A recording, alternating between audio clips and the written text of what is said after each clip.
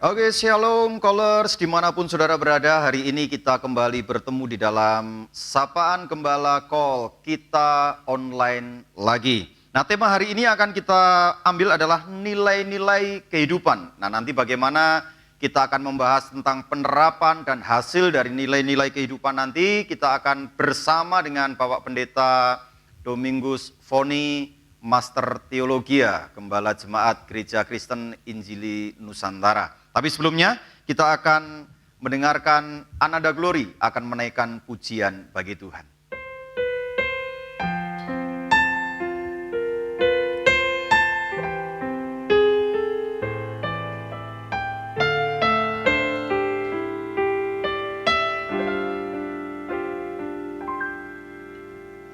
Sungguh besar setiamu, Kau nyatakan bagiku. Kau Bapa yang selalu mengerti isi hatiku. Kemuliaan-Mu Kau janjikan, aku tetap percaya, ku percaya janji-Mu ajaib, terukir dalam kehidupanku. Ku berserah di dalam kekuatan-Mu, ku percaya.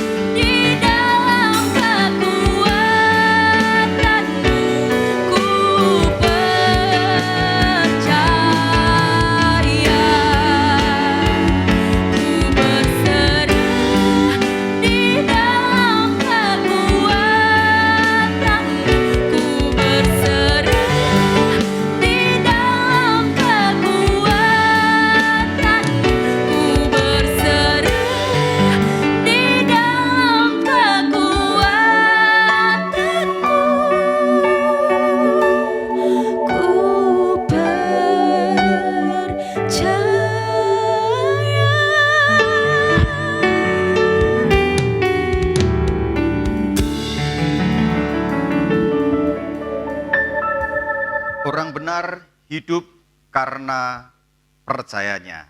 Sebuah pujian yang indah yang kita dengar hari ini bahwa orang-orang yang memiliki kepercayaan tidak pernah ditinggalkan oleh Tuhan. Dan hari ini seperti yang tadi sudah saya sampaikan, kita bertemu dengan Bapak Pendeta Domingus Foni, Master Teologia. Mungkin bisa nyapa rekan-rekan kita, silakan Pak Domingus. Salam koleros di mana berada.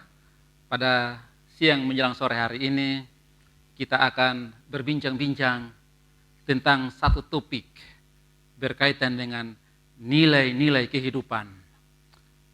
Allah menciptakan manusia mempunyai potensi, mempunyai nilai-nilai, dan nilai-nilai itu harus digali. Untuk apa nilai-nilai kemanusiaan itu perlu digali? Karena dengan menggali nilai-nilai potensi kemanusiaan itu dan memelihara nilai-nilai potensi kemanusiaan itu bukan hanya berguna bagi yang bersangkutan, tapi berdampak atau menjadi berkat bagi banyak orang. Oleh karena itu, untuk lebih jelas bagaimana kita bisa menemukan nilai-nilai kehidupan, maka Alkitab memperlihatkan tentang nilai-nilai kehidupan itu sendiri.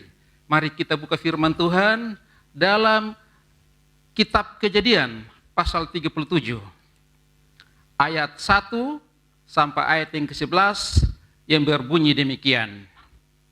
Adapun Yakub, ia diam di negeri penumpangan ayahnya, yakni di tanah Kanaan. Inilah riwayat keturunan Yakub. Yusuf tatkala berumur 17 tahun, jadi masih muda, biasa menggembalakan kambing domba bersama-sama dengan saudara-saudaranya, anak-anak Bila dan Silpa, kedua istri ayahnya. Dan Yusuf menyampaikan kepada ayahnya kabar tentang kejahatan saudara-saudaranya. Israel lebih mengasihi Yusuf dari semua anaknya yang lain, sebab Yusuf itulah anaknya yang lahir pada masa tuanya. Dan ia menyuruh membuat jubah yang maha indah bagi dia. Setelah dilihat oleh saudara-saudaranya bahwa ayahnya lebih mengasihi Yusuf dari semua saudaranya, maka bencilah mereka itu kepadanya dan tidak mau menyapanya dengan ramah. Pada suatu kali bermimpilah Yusuf, lalu mimpinya itu diceritakannya kepada saudara-saudaranya, sebab itulah mereka lebih benci lagi kepadanya. Karena katanya kepada mereka, coba dengarkan mimpi yang kumimpikan ini. Tampak kita sedang di ladang mengikat berkas-berkas gandum, lalu bangkitlah berkasku dan tegak berdiri. Kemudian datanglah berkas-berkas kamu sekalian, mengelilingi dan sujud menyembah kepada berkasku itu. Lalu saudara-saudaranya berkata kepadanya, apakah engkau ingin menjadi raja atas kami? Apakah engkau ingin berkuasa atas kami? Jadi makin bencilah mereka kepadanya karena mimpinya dan karena perkataannya itu. Lalu ia memimpikan pula mimpi yang lain yang diceritakannya kepada saudara-saudaranya. Katanya, aku bermimpi pula, tampak matahari, bulan dan 11 bintang sujud menyembah kepadaku. Setelah hal ini diceritakannya kepada ayahnya dan saudara-saudaranya, maka ia ditegur oleh ayahnya. Mimpi apa mimpimu itu? Masakan aku dan ibumu serta saudara-saudaramu sujud menyembah kepadamu sampai ke tanah? Maka iri hatilah saudara-saudaranya kepadanya, tetapi ayahnya menyimpan hal itu dalam hatinya. Dari pembacaan firman Tuhan ini, kita mendapatkan pesan-pesan dan pelajaran-pelajaran berharga yang berkaitan dengan nilai-nilai kehidupan. Nah, oleh karena itu, jikalau setiap orang ingin untuk membangun nilai-nilai kehidupan, maka firman Tuhan yang baru kita baca tadi memuat 3 pelajaran penting yang berhubungan dengan nilai kehidupan, agar dengan nilai kehidupan itu bisa hidup ini bermanfaat, berguna untuk banyak orang, dan pada akhirnya nama Tuhan dipermuliakan. Nah, seperti apakah nilai-nilai kehidupan itu? Nah, 3 pelajaran yang berharga ini, yang pertama, kita perhatikan firman Tuhan bahwa nilai kehidupan yang berharga itu pertama adalah memelihara kehidupan yang suci. Siapa gerangan orang yang memelihara kehidupan yang suci menurut nats ini? Jawabannya adalah Yusuf. Yusuf adalah salah satu anak kesayangan atau anak kesayangan Yakub. Mengapa Yusuf begitu dikasihi, disayangi oleh Yakub? Bahkan kalau kita baca pembacaan firman Tuhan di sini, mengatakan bahwa Yusuf dibuatkan jubah yang maha indah oleh ayahnya. Ini menunjukkan bahwa Yusuf ini mendapatkan satu kasih sayang spesial dari ayahnya. Terlepas mendapatkan kasih sayang spesial dari ayahnya, tapi yang benar menonjol di sini adalah Yusuf membangun kehidupan yang suci. Yusuf memiliki nilai-nilai kehidupan yang suci. Dari mana kita tahu? Ayat 2 bagian akhir. Ayat 2 bagian akhir mengatakan begini. Dan Yusuf menyampaikan kepada ayahnya kabar tentang kejahatan saudara-saudaranya. Yusuf menyampaikan kabar kepada ayahnya tentang kejahatan saudara-saudaranya. Apa artinya Yusuf menyampaikan kejahatan saudara-saudaranya kepada ayahnya? Karena dalam pengamatan, penglihatan Yusuf, perbuatan saudara-saudaranya tidak beres, tidak benar, melakukan hal-hal yang jahat. Dosa bukan sebuah kata belaka, tapi dosa itu dipraktekkan dalam bentuk perbuatan yang disebut jahat. Nah, oleh karena itu saudara-saudara Yusuf melakukan apa yang jahat di mata Tuhan, dan tentu di mata Yusuf juga sama, maka Yusuf melaporkannya kepada ayahnya. Artinya apa? Yusuf bersih. Yusuf tidak kompromi atau kerjasama dalam perbuatan saudara-saudaranya. Yusuf membangun kehidupan yang suci. Jadi kehidupan yang suci itu penting. Dalam Alkitab, baik Perjanjian Lama maupun Perjanjian Baru, mengajarkan pentingnya umat manusia harus hidup suci di hadapan Tuhan. Dan hidup ini merupakan kebiasaan Yusuf. Yusuf hidup bersih. Dan tradisi semacam ini dia pelihara dalam hidupnya. Oleh karena itu, kalau kita mempelajari tentang perjalanan kehidupan Yusuf, walaupun pada akhirnya dia dijual oleh saudara-saudaranya, oleh pedagang Ismail, dan pedagang Ismail ini menjualnya di Mesir ke Potifar, seorang pejabat tinggi Firaun, dan sampai di Mesir pun Yusuf tetap memelihara kehidupan yang suci. Itulah sebabnya kehidupan yang suci ini kalau kita lihat pasal berikut dalam kitab Kejadian, Yusuf tinggal di Potifar, rumah Potifar. Dan Yusuf itu Alkitab berkata bahwa dia bekerja berhasil. Allah menyertai Yusuf, apa yang dilakukan berhasil. Itulah sebabnya Potifar, seorang pejabat tinggi, seorang pejabat Firaun. Potifar mempercayakan Yusuf untuk mengerjakan semuanya. Jadi Yusuf itu kerja, baik di rumah Potifar maupun di ladang Potifar. Semuanya berhasil karena campur tangan Yusuf. Tapi apa yang terjadi? Istri Potifar tergiur dengan anak muda yang ganteng ini. Tante girang ini begitu terpesona dengan seorang anak muda. Alkitab berkata bahwa Yusuf itu elok parasnya. Jarang, hampir kita tidak menemukan dikatakan dalam Alkitab bahwa seorang laki-laki elok parasnya. Hanya kita menemukan 3 istilah yang disebut. Pertama, Sarah, istri Abraham, elok parasnya. Yang kedua, ibu kandung dari Yusuf, Rahel, elok parasnya. Yang ketiga, istri Ishak, namanya Ribka, istri saya juga Ribka ya, elok parasnya. Amin. Dan kita tidak menemukan istilah ini untuk orang lain, tapi Yusuf, Alkitab memberikan satu sebutan, elok parasnya. Kalau seorang laki-laki elok parasnya, punya daya tarik, dan nyonyanya simpati. Dan tidak hanya simpati, tapi jatuh cinta.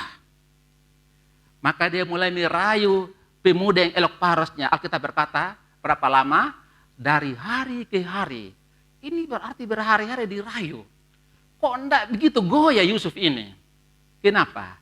Karena dia punya dasar kehidupan yang suci. Dia sudah pindah di negeri asing. Tapi dia tetap menjaga identitas hidupnya. Anak-anak muda generasi sekarang, ketika dia merantau, dia hilang jati dirinya. Dia gampang adaptasi. Tapi Yusuf tidak. Dia tetap menjaga jati dirinya. Dia menjaga nilai kesucian. Dia tidak membuat kejahatan.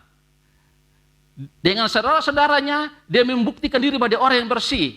Sampai di rumah Potifar pun, dia tidak mempan terhadap godaan. Itu namanya nilai kehidupan. Itu yang pertama. Kira-kira begitu Pak Pendeta. Iya, jadi Yusuf melakukan kesucian tidak parsial, Pak ya. Ya. Tidak pada hal-hal tertentu, tetapi terus memelihara kesucian sehingga memiliki nilai hidup yang berdampak bagi orang lain. Kira-kira begitu, Pak ya. Ya. Lanjut, Pak, yang kedua dan selanjutnya, Pak, silakan. Iya, nilai-nilai kehidupan itu selain hidup suci berdasarkan pembacaan firman Tuhan tadi, lalu pelajaran yang kedua tentang nilai kehidupan adalah bahwa jikalau seseorang hidup bernilai, maka dia perlu memiliki visi. Memiliki visi, tadinya memiliki kehidupan yang suci, kedua memiliki visi. Nah, saya tidak mau baca ulang karena cukup panjang, tapi kita lihat di sini, Yusuf seorang yang memiliki visi ke depan.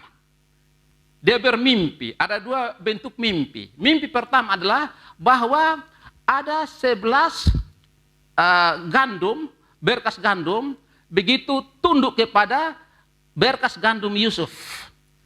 Itu mimpi Yusuf. Dan saudara-saudara Yusuf tangkap makna mimpi itu.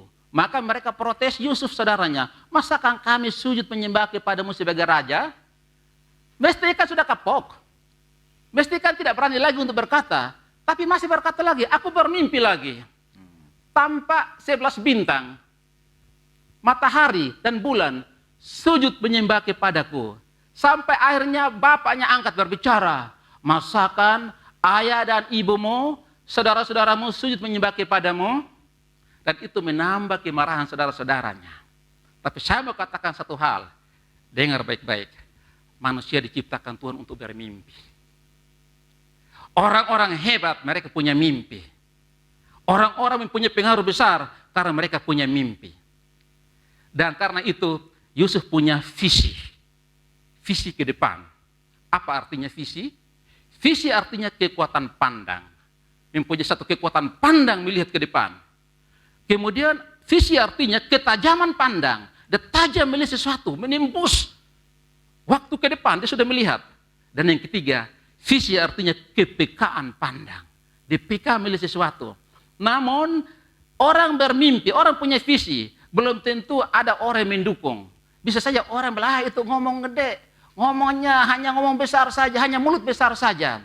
Tapi orang-orang yang hebat yang merubah dunia ini, mereka punya mimpi. Dan tidak selamanya orang yang bermimpi punya visi itu dia langsung merealisasikannya. Bisa orang lain yang dipakai Tuhan untuk meneruskan mimpinya itu. Tapi visi mimpi Yusuf itu benar-benar dahsyat. Dia tetap bermimpi. Dia punya visi. Nah, oleh karena itu kita dengar baik-baik. Pemimpin spiritual, pemimpin sekuler yang membawa dampak dalam dunia ini karena mereka punya mimpi.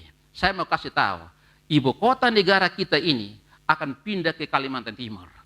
Tapi itu bukan visi mimpi Jokowi, itu visi mimpi Soekarno. Dan Jokowi tangkap pemimpin masa dulu, dia teruskannya. Itu namanya mimpi atau visi. Dan saya mau tambah lagi satu hal. Visi itu artinya tidak sanggup dilakukan oleh manusia. Kalau dia sanggup melakukannya itu bukan visi. Tapi visi itu artinya Tuhan taruh visi kepada seseorang, kemudian Allah turut campur tangan dan visi itu menjadi kenyataan. Nah, saya mau bacakan satu pemimpin sekuler Presiden Amerika Serikat ke-28. Dalam buku ini mengatakan begini. Woodrow Wilson, Presiden Amerika Serikat yang ke-28 pernah berkata, kita tumbuh dengan impian. Semua individu besar adalah pemimpi. Mereka melihat banyak hal dalam kabut tipis pada suatu hari di musim semi, atau dalam nyala api merah di sore hari dalam musim dingin yang panjang. Beberapa orang membiarkan mimpi itu mati, tetapi ada orang lain memelihara dan melindunginya. Mereka memelihara impian, mereka melalui hari-hari yang buruk, sampai membawanya ke sinar matahari dan cahaya yang selalu datang kepada orang yang secara tulus mengharapkan impian mereka menjadi kenyataan. Ini kata seorang pemimpin, mantan Presiden Amerika Serikat Woodrow Wilson, Presiden AS yang ke-28. Dia berkata begini, ada orang punya mimpi, tapi pada saat menghadapi masa kabut, tantangan, mereka biarkan mimpinya berlalu. Tapi ada orang yang memeluk mimpinya lewat masa-masa yang sulit. Dan mereka memelihara mimpi itu, sampai mereka membawanya sampai datanglah matahari bersinar dan mimpinya menjadi kenyataan. Nah, kiranya Koles mengerti ungkapan ini. Tapi saya mau tambah lagi satu hal. Abad 20, Presiden John Kennedy berkata, satu saat bangsa Amerika mendarat di bulan. Dan itu dianggap ngomong gede, tidak masuk akal. Tapi sejarah mencatat, tahun 1999, Amerika Serikat mendarat di bulan, dan bendera Amerika berbicara di bulan. Berkibar di bulan, betul. Itu karena ada seorang yang mempunyai mimpi, punya visi. Kitab Amsal berkata, jika tidak ada wahyu, liarlah rakyat. Atau visi. Karena itu visi itu penting. Yusuf punya mimpi, dan saya mau akhiri nilai yang kedua ini, tapi saya mau tambahkan. Yusuf memiliki mimpi, visi, dan visinya menjadi kenyataan. Pada akhirnya dia menjadi perdana menteri di Mesir. Dan pada akhirnya saudara-saudaranya pun datang ke Mesir, dan mereka ketakutan, jangan-jangan dulu yang kita mengkhianati itu akan balas dendam. Dan ayahnya pun datang ke Mesir, kemudian bertemu dengan Yusuf. Dia peluk Yusuf, menangis. Lalu Yakub berkata, sudah waktunya untuk aku meninggal karena aku melihat engkau. Artinya bahwa apa? Benar, mimpi anakku menjadi kenyataan. Dia bos di Mesir karena ada seorang yang memiliki mimpi. Mimpi itu penting, kira-kira seperti itu Pak Pendeta. Jadi tidak boleh berhenti karena tekanan orang lain, ya visi Ya. itu harus berjalan ya. Masih ada lagi yang mau disampaikan Pak Pendeta? Dan yang terakhir, pelajaran yang terakhir berkaitan nilai-nilai kehidupan adalah memiliki seorang ayah yang hebat. Seorang penting sekali. ayah, iya. Memiliki seorang ayah yang hebat. Perhatikan ayat firman Tuhan dalam ayat 11 bagian akhir. Tetapi ayahnya menyimpan hal itu dalam hatinya. Apa artinya? Yakub, kalau kita baca secara menyeluruh, Yakub mau menetralisir keadaan supaya anak-anak lain jangan terlalu marah dengan anaknya Yusuf. Tapi sebenarnya di hati kecil Yakub, dia menyimpan mimpi-mimpi anak-anaknya. Iya, betul. Ini seorang ayah yang hebat. Zaman ini banyak anak-anak kehilangan seorang figur, seorang bapak. Hari-hari ini banyak anak-anak itu bertanya-tanya, siapa bapak saya yang bisa mendukung saya secara moral. Banyak anak-anak generasi muda ini mentalnya dibunuh oleh ayahnya. Kalau anaknya ingin untuk berkreasi, mau menciptakan sesuatu, kamu tidak bisa anak, kita ini orang susah, kita tidak bisa seperti orang lain. Tanpa sadar, bapaknya membunuh karakter anaknya. Tapi beda Yakub, menyimpan mimpi anak-anaknya dalam hatinya. Seperti Maria menyimpan kata-kata malaikat dalam hatinya. Seorang anak punya masa depan, tidak selamanya ditunjuk dengan uang. Uang perlu. Tapi kata-kata positif bisa menghidupkan anak kita. Amin. Yakub menyimpan mimpi-mimpi anaknya dalam hatinya. Dan kalau dukungan moral seorang ayah terhadap anaknya tidak akan patah semangat. Anaknya akan berusaha sebaik mungkin supaya dia menjadi orang yang bernilai. Dan saya percaya Tuhan merindukan supaya muncul Yusuf masa kini. Tuhan merindukan supaya muncul bapak-bapak masa kini seperti Yakub. Tidak mau membuang mimpi anak-anaknya. Dan alangkah baiknya kalau seorang bapak yang baik bertanya anak, apa cita-citamu? Apa mimpi-mimpimu? Mungkin dia berkata, aku mau menjadi seorang menteri. Oh, aku menjadi seorang presiden. Keterlaluan mimpimu itu. Itu namanya juga mematahkan semangat. Biarkanlah mimpinya itu dia akan dikembangkan. Soal mau jadi menteri tidak, itu soal lain. Tapi seorang bapak mensupport anaknya, berkata, bapak tidak punya apa-apa, tapi bapak berkata, engkau bisa, engkau punya Tuhan sanggup, engkau bisa membuat engkau orang yang hebat, orang yang maju. Luar biasa ya. Oleh karena itu, saya mau simpulkan pesan-pesan firman Tuhan bahwa jikalau kita mau bernilai, jikalau kita mau supaya generasi kita mau bernilai, maka kita perlu memelihara nilai-nilai kehidupan yang suci. Alkitab berkata, berbahagialah orang yang suci hatinya, karena mereka melihat Allah. Yang kedua, hidup kita bisa maju, punya arti kalau kita punya mimpi-mimpi ke depan. Kita punya visi ke depan. Dan yang terakhir, kita memerlukan seorang figur, seorang bapak yang mensupport kita secara dukungan moral, dia mendukung ide-ide kita, mendukung cita-cita kita, maka niscaya kita pun bisa ditolong Tuhan seperti Yusuf. Tuhan memberkati kita dan pesan firman Tuhan sore hari ini. Haleluya. Terima kasih Pak Pendeta sudah menyampaikan begitu jelas hal-hal yang perlu Terutama orang tua, dengar baik-baik, anak-anakmu memiliki visi, mereka memiliki mimpi, jangan ditahan mimpi mereka hanya karena keadaan. Sebab banyak contoh orang-orang yang tidak memiliki secara harta atau ekonomi mereka sulit, tetapi menjadi orang-orang hebat di Indonesia hari ini, bahkan di dunia. Jadi, tanam nilai sangat penting. Yusuf tidak akan pernah sukses kalau seandainya dia tidak memiliki kesucian. Kalau tidak memiliki kesucian, dia bisa balas dendam sama abang-abangnya itu. Tetapi lihat, Yusuf karena suci, visinya tercapai, dan kemudian Yusuf beruntung memiliki ayah yang hebat. Ayah-ayah, jadilah ayah yang hebat dan siapkan visi anak-anakmu menjadi kenyataan. Sekali lagi, bukan hanya bicara masalah uang, betul ya Pak Pendeta ya? Tetapi kita harus mendukung mereka. Cara Tuhan itu terserah Tuhan pada masa depannya. Mari kita dudukkan kepala kita bersama-sama di hadapan Tuhan. Tuhan, terima kasih. Hamba berdoa secara khusus hari ini untuk seluruh Callers yang hari ini, dan atau mungkin pemirsa yang menyaksikan program ini, mereka sedang menghadapi sebuah pergumulan hidup, terutama tentang visi hidup mereka yang kelihatannya mustahil. Biarlah mereka hidup suci dan benar di hadapan Tuhan, karena orang-orang yang hidup suci berbahagia. Dan biarlah Tuhan, lewat anugerah dan pertolongan Tuhan, mereka dapat mencapai apa yang diimpikan. Hamba berdoa secara khusus untuk para ayah. Beri pertolongan kepada mereka Tuhan. Haleluya. Agar mereka memiliki hati yang dapat mendukung visi dari anak-anaknya. Sehingga ya Bapa, ayah-ayah akan menyaksikan anak-anak yang hebat di hadapan Tuhan. Terpuji namamu, dalam nama Tuhan Yesus Kristus kami berdoa dan mengucap syukur. Haleluya. Amin. Sekali lagi terima kasih Pak Pendeta atas firman Tuhan, dan kita ketemu lagi setiap jam 8 malam dalam Sapaan Gembala kita online lagi. Tuhan Yesus memberkati.